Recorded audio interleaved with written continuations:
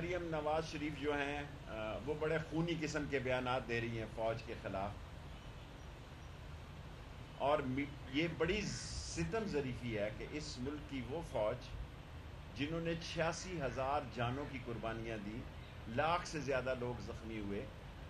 اور سب سے پہلے عام آدمی کی امداد کے لیے پہنچتے ہیں، کیونکہ فوج جمہوریت کے ساتھ کھڑی ہے، اس لیے اس کے خلاف غیر ذمہ دارانہ زبان استعمال کر کے